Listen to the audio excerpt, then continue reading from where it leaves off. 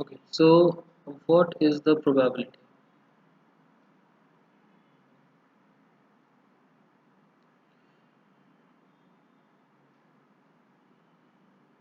Probability is chances of the occurrence, chances किस चीज के chances of happening या occurrence और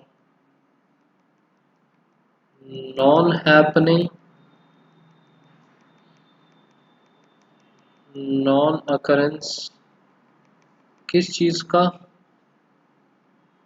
किसी काम का होना या ना होना, किस चीज का, ऑफ एन इवेंट। हम इवेंट बोलते हैं किसी भी काम को, जिस भी चीज के हमको चांसेस निकालने हैं वो। ठीक है, मतलब कि कितने चांसेस हैं किसी काम के होने या ना होने के, दैट इज प्रोबेबिलिटी। इवेंट को हम जनरली कैपिटल लेटर से शो कर देते हैं और प्रोबेबिलिटी को हम प्रोबेबिलिटी पी से डिनोट कर देते हैं। ठीक है, सो एक बेसिक सा फॉर्मूला एक नाइन्थ क्लास में हमने देखा था, वो होता है probability is equals to favourable number of outcomes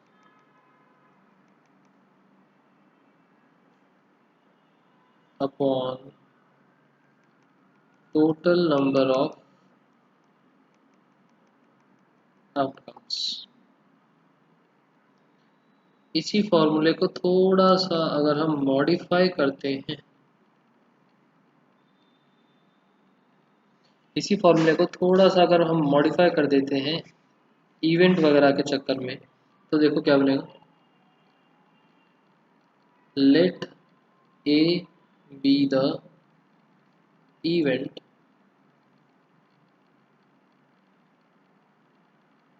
that on rolling a dice we get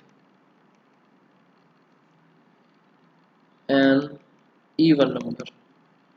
ठीक है, मैंने एक ए को इवेंट बना दिया कि हमें इवन नंबर मिल रहा है डाइस को रोल करने पर।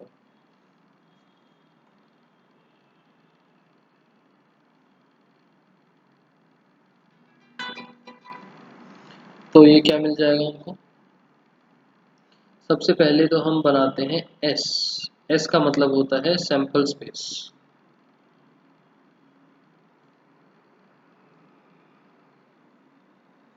करली ब्रैकेट्स। डाइस को रोल करा तो 1 आ सकता है, 2, 3, 4, 5, 6। कैपिटल एस हमेशा सैंपल स्पेस के लिए रिजर्व होता है। उसके बाद जो मैंने ए इवेंट बनाया है, ए इवन नंबर का मतलब 2, 4, 6।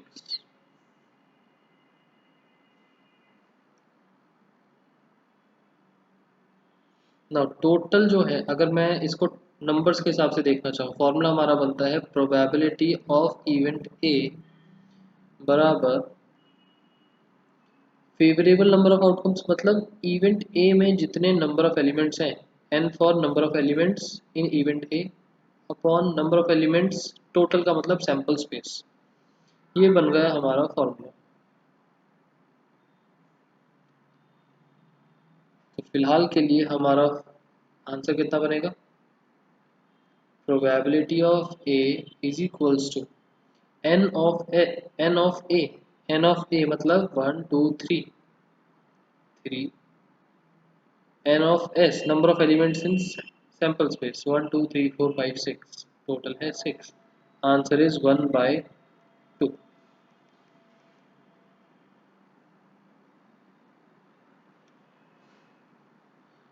समझ में आ गया फॉर्मूला किस तरीके से वर्क करता है।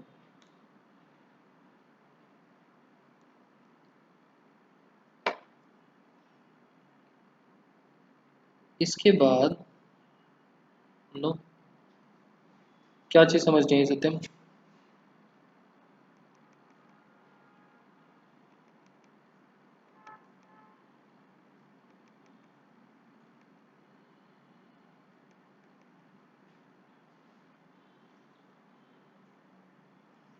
Range of probability.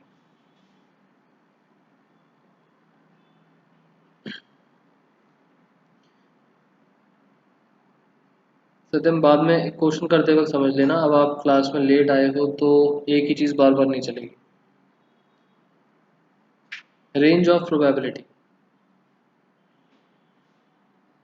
अगर हम परसेंटेज के हिसाब से देखते हैं तो minimum is 0 and maximum is 100। और अगर मैं प्रोबेबिलिटी के हिसाब से देखता हूँ तो minimum is 0 and maximum is 1। ये है मिनिमम और ये है मैक्सिमम। क्लियर? इसके अलावा एक फॉर्मूला और है, नेक्स्ट पेज पे देखते हैं।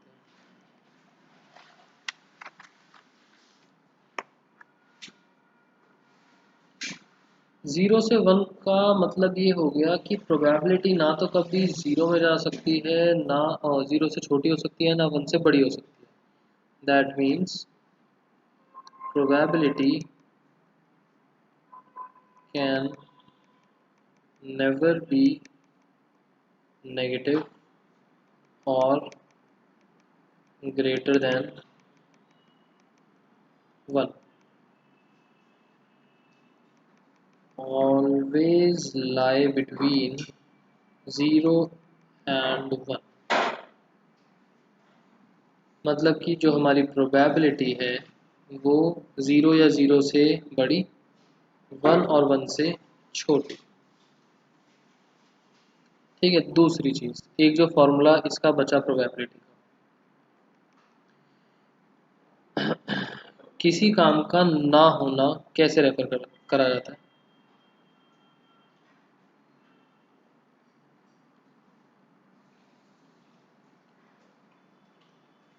ये फॉर्मूला है probability event A plus probability event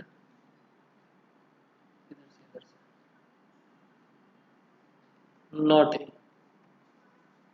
is equals to 1।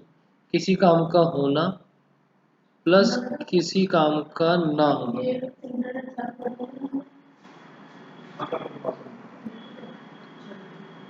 किसी काम का होना प्लस किसी काम का ना होना मिला के होता है 1। अब इस नॉट ए को हम और भी तरीके से लिख सकते हैं।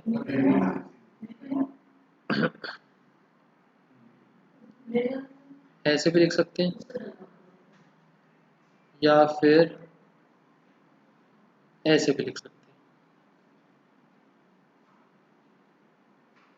ओके ओके, इसके अलावा प्रोबेबिलिटी चैप्टर में और कुछ भी नहीं है। क्वेश्चंस देख लेते हैं, बट क्वेश्चन पर आने से पहले दो लॉजिक्स क्लियर करते हैं अपने। पहला लॉजिक, कार्ड्स।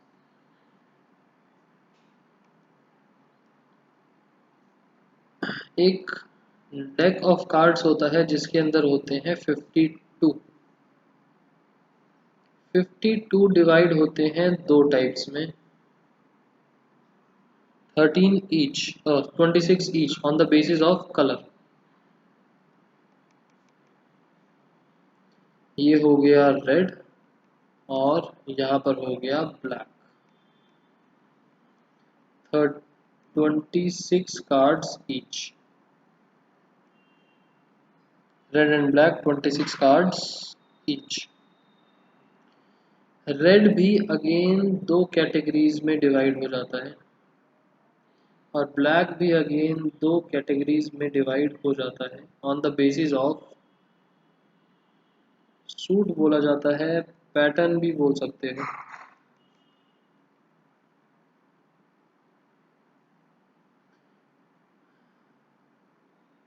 हार्ट 13 होते हैं, डायमंड 13 होते हैं, ब्लैक के अंदर एक होता है स्पेड 13, और ये होता है क्लब, ये भी 13। ठीक है, यहाँ तक तो सेग्रीगेशन है। उसके बाद हार्ट के अंदर एक अलग सिंबल होता है, डायमंड के अंदर अलग सिंबल होता है, स्पेड का अलग सिंबल होता है, क्लब का अलग सिंबल होता है, एंड नीचे के 13 cards will be same. 13 cards will be same.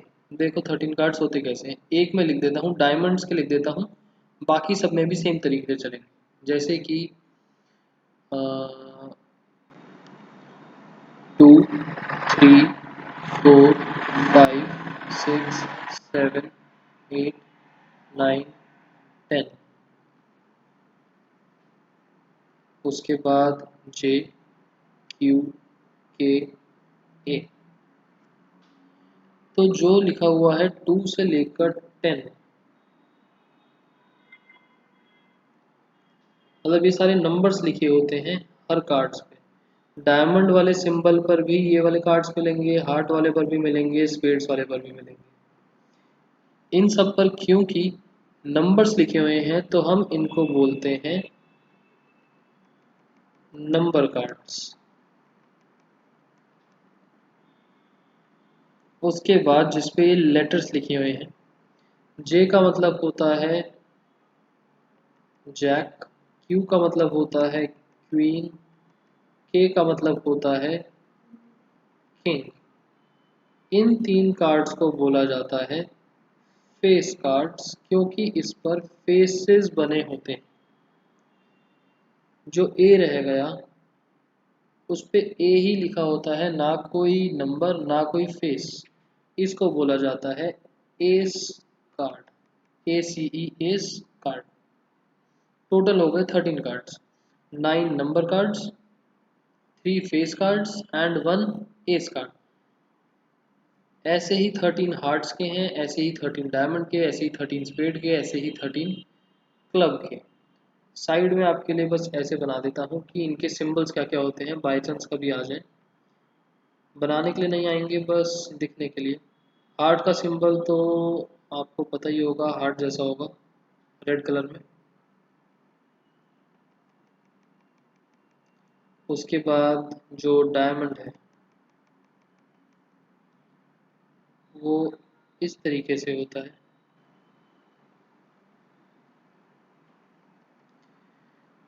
Spades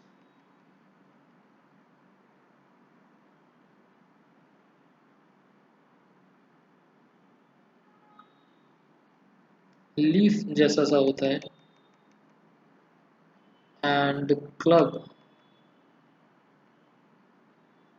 ये इस तरीके से फ्लावर जैसा होता है।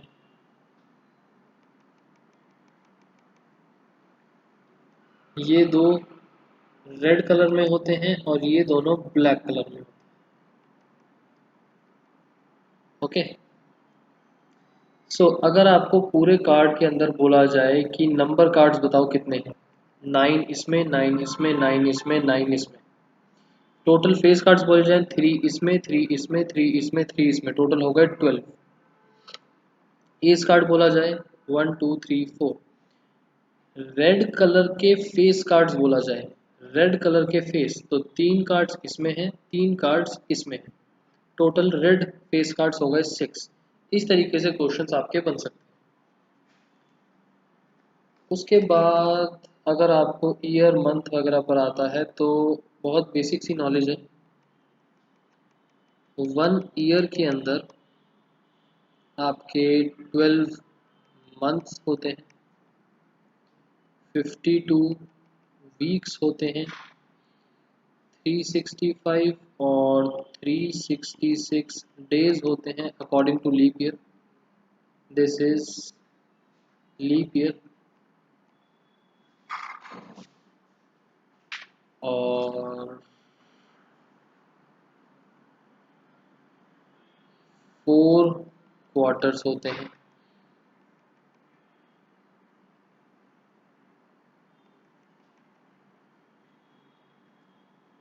या फिर 4 क्वार्टर्स होते हैं, ठीक है, 3 मंथ्स ईच, और 1 क्वार्टर के अंदर 3 मंथ्स।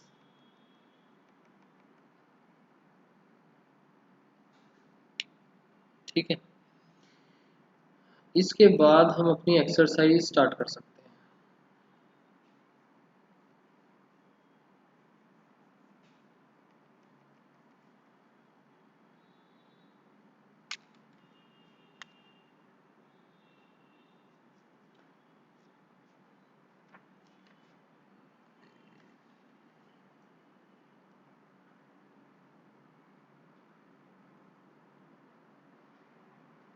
Exercise number 15.1।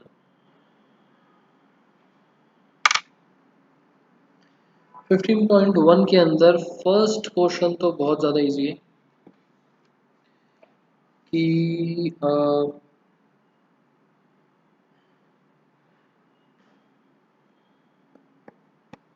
फर्स्ट का फोर्थ पार्ट ले लो। Sum of the probabilities of elementary events of an experiment is, सारी की सारी, इसको तो चलो लिख ही लेते हैं, फर्स्ट का fourth, sum of probability of all elementary events of an experiment is always 1। एक ही एक्सपेरिमेंट के सारे इवेंट्स का अगर हम सम करते हैं प्रोबेबिलिटीज का, दैट इज ऑलवेज 1। ठीक है, बाकी फिल इन द ब्लैंक्स अपने आप एक बार ट्राई करो, जिसमें डाउट आता है देखेंगे। सेकंड क्वेश्चन भी ऐसा ही है कि कौन सा प्रोबेबिलिटी हो सकता है, कौन सा नहीं हो सकता। ठीक, आंसर नंबर 2 का सेकंड पार्ट देख लेते हैं। इसमें बोला है player attempts to shoot a basketball, a player attempts to shoot a basketball. He or she shoots or misses the shot। अब क्योंकि यहाँ पर प्लेयर बोला हुआ है, क्योंकि यहाँ पर रेफर करा हुआ है प्लेयर, बिकॉज एक प्लेयर है तो चांसेस ऑफ कि वो उसका मिस ना हो, चांसेस ऑफ नॉट मिसिंग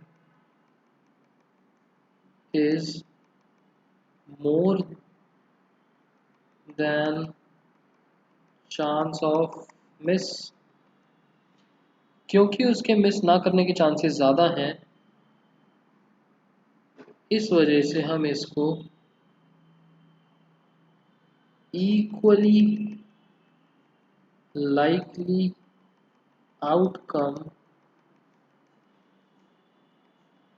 की कैटेगरी में नहीं डालेंगे। It is not an equally likely outcome, मतलब कि इक्वली लाइकली आउटकम का मतलब कि 50-50% चांसेस हो दोनों चीज़ों के, बट यहाँ पर क्योंकि वो प्लेयर है तो ऑब्वियसली उसके मिस ना करने के चांसेस ज़्यादा होंगे, that's why it is not an equally likely outcome. Yes और नो में आंसर देना। उसके बाद ऐसा करते हैं, हम चलते हैं आंसर नंबर 5।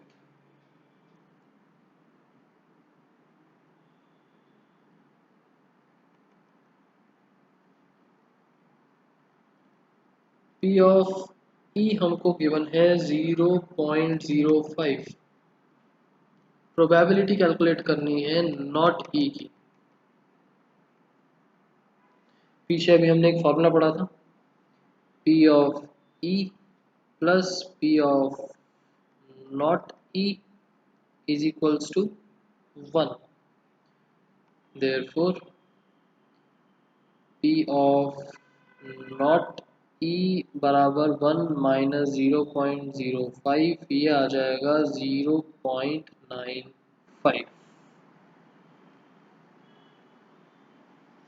0.95। उसके बाद नाइन्थ क्वेश्चन देख लेते हैं। चैप्टर वैसे तो बहुत इजी है, रैंडमली क्वेश्चंस ले रहा हूँ, कुछ भी ज़्यादा टिपिकल नहीं है क्योंकि आंसर नंबर 9।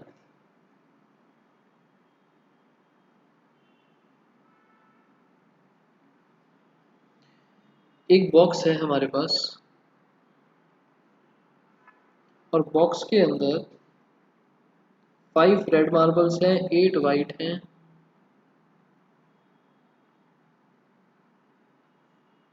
हमारे पास रेड वाले मार्बल्स 5 हैं, वाइट वाले 8 हैं और ग्रीन वाले 4 हैं। टोटल कितने हो गए? 5 प्लस 8 13 प्लस 4 17। 17 marbles हैं। One marble is taken out of the box at random. What is the probability that the marble taken out will be red? हमें एक मार्बल निकाला और वो रेड मिल जाए, इसकी क्या प्रोबेबिलिटी होगी? फेवरेबल 5 आउटकम है, टोटल 17 है।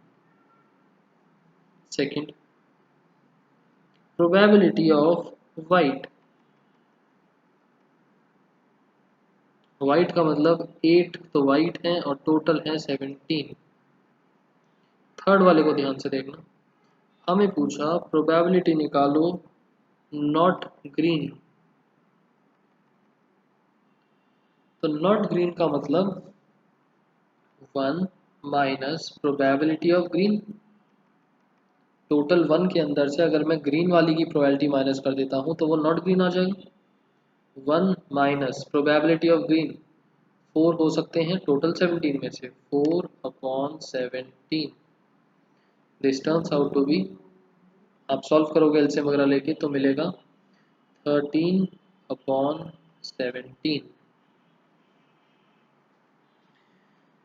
ठीक है। उसके बाद 12th वाला देख लेते हैं।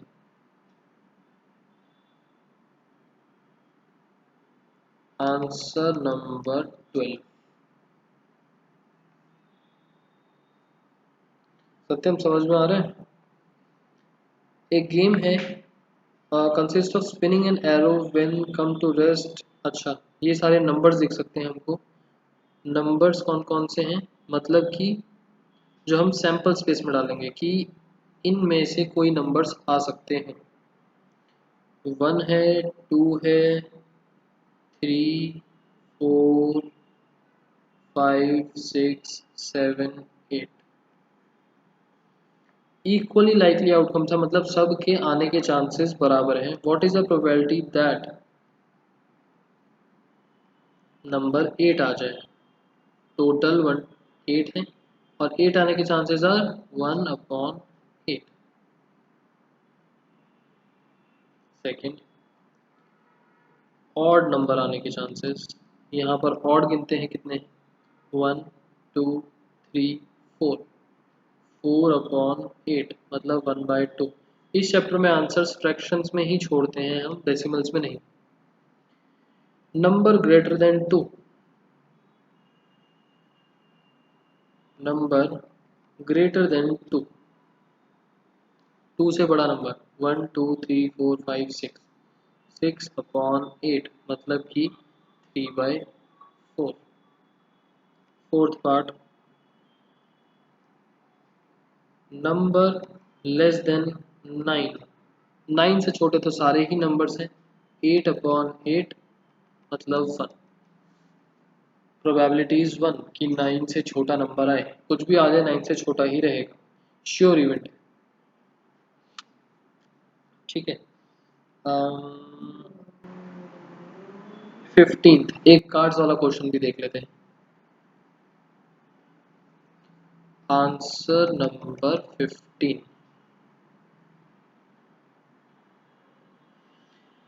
5 कार्ड्स हैं हमारे पास।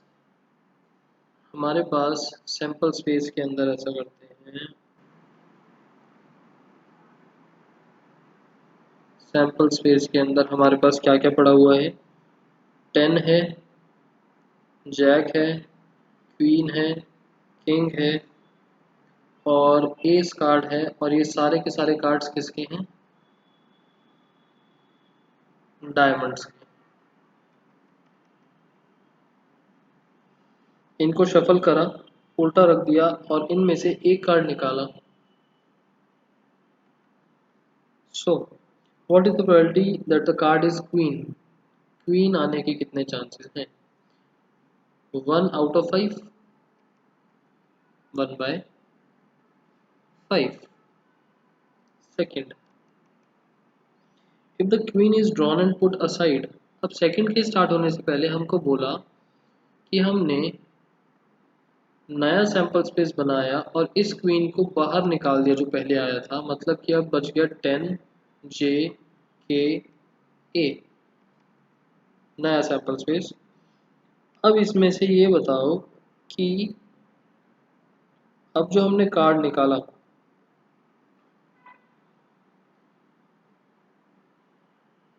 उसमें एस के आने के चांसेस कितने हैं और क्वीन के आने के चांसेस कितने हैं। तो अगर इसमें से देखते हैं, एस के आने के चांसेस है 1/4 और क्वीन के आने के चांसेस, क्योंकि क्वीन बची ही नहीं, तो 0/4 दैट मीन्स 0। ओके, उसके बाद कौन सा देखें क्वेश्चन,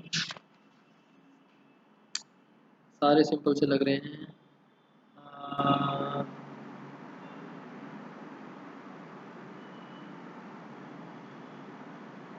22 देख लेते हैं।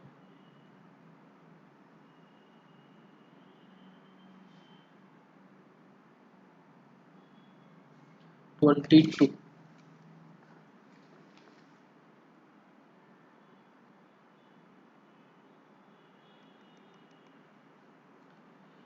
22 के अंदर हमें बोला है कि एक स्टूडेंट, ठीक है, सम ऑन 2 डाइस है, सम ऑन 2 डाइस। तो पहले इसके लिए एक टेबल बनेगी, प्लस की टेबल बनाते हैं।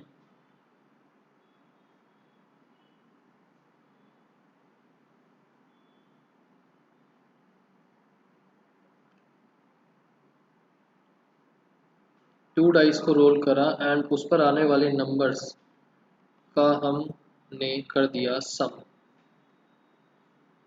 कितना बनेगा। ये टेबल बनाई हमने प्लस के लिए, मतलब 1+1 2, 1+2 3, 1+3 4, इस तरीके से लिखते जाना है, 5 6 7।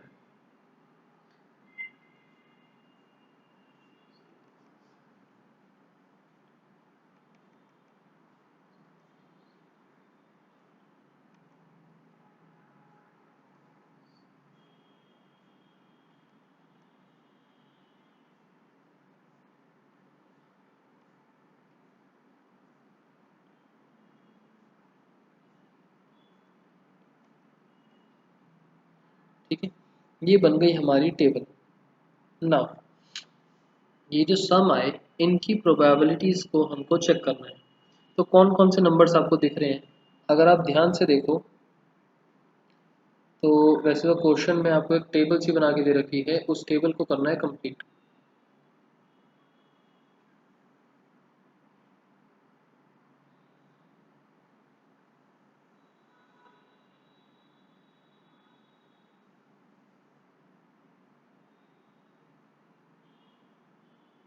ये रहा हमारा इवेंट और ये रहा इवेंट की प्रोबेबिलिटी।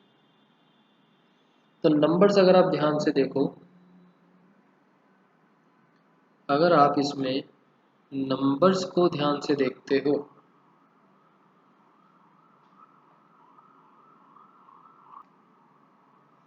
अगर आप इसमें नंबर्स को ध्यान से देखते हो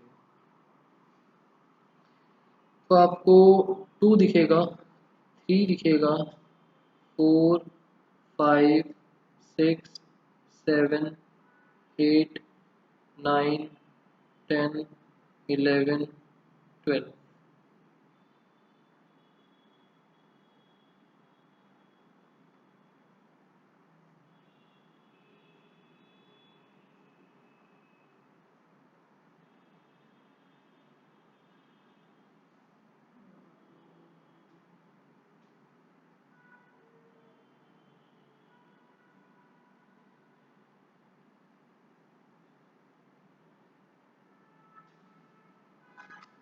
ठीक है, जब हमने ये वाली टेबल बनाई, तो यहाँ पर जो सम आ रहे हैं दोनों डाइसेस के, वो ये सारे हैं 2, 3, 4, 5, 6, 7, 8, 9, 10, 11 एंड 12। तो अगर मैं 2 देखता हूँ तो 2 आ रहा है एक बारी, और ये टोटल आउटकम्स कितने हैं, काउंट करोगे तो इट विल बी 36। तो टोटल में तो आ गया 36 हर जगह। प्रोबेबिलिटी तो टोटल आउटकम्स की होती है 36।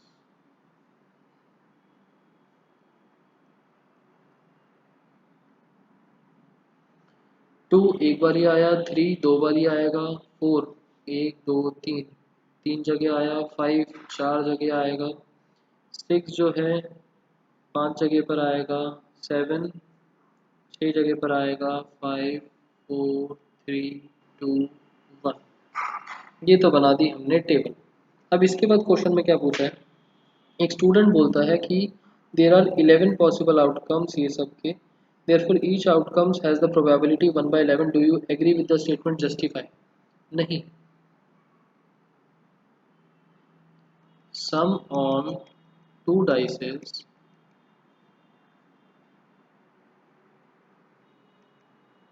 equally likely outcome नहीं है,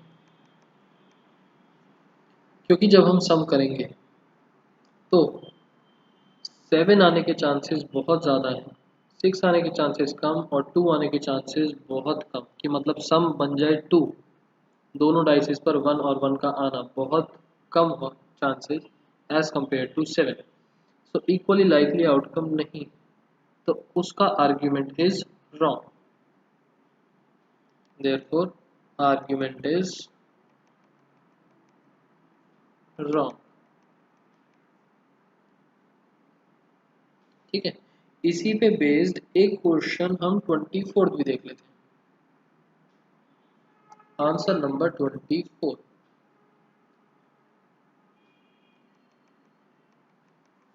24 में बोला कि एक डाई को 2 बारी फेंका, डाई इज थ्रोन ट्वाइस। ठीक है, इस केस के अंदर हमारा सैंपल स्पेस किस तरीके से बनता है, सेम वही वाला लॉजिक है। सैंपल स्पेस जो है वो एक तरीके से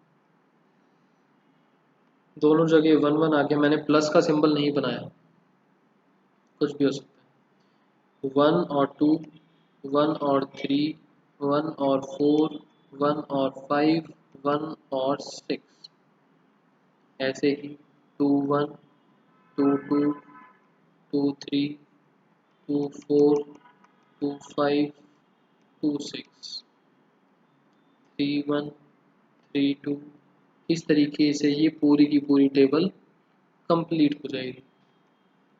5 1, this is 4 1, this is 6 1 and ये सारी की सारी टेबल कंप्लीट। अब हमसे बोला क्या है क्वेश्चन में निकालने के लिए, first 5 will not come up either time, probability 5 not come either time, मतलब एक बार भी नहीं आया। अब 5 कब कब आ सकता है, 5 आने के चांसेस क्या है, या तो यहाँ पर 5 निकलेगा या यहाँ पर 5 निकलेगा। तो मैं 5 के लिए आपको पूरा लिख के दिखा देता हूँ।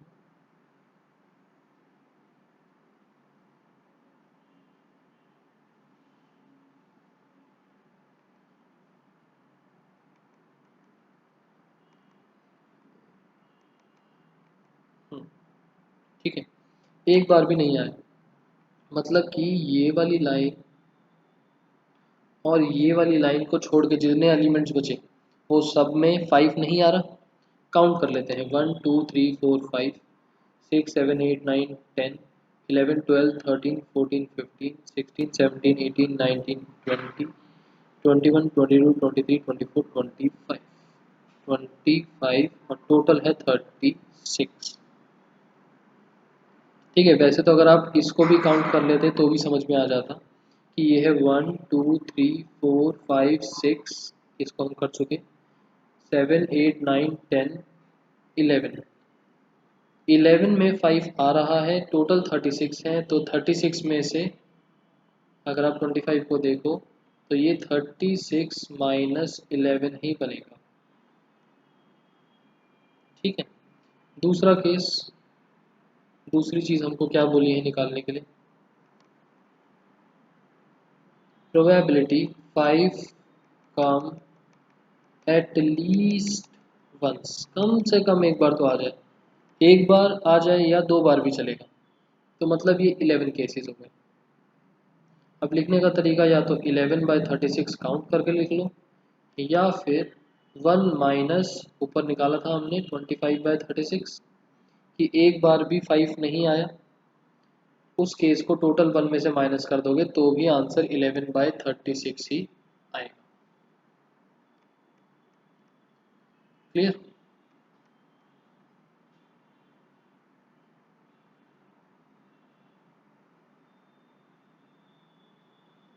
पक्का क्लियर?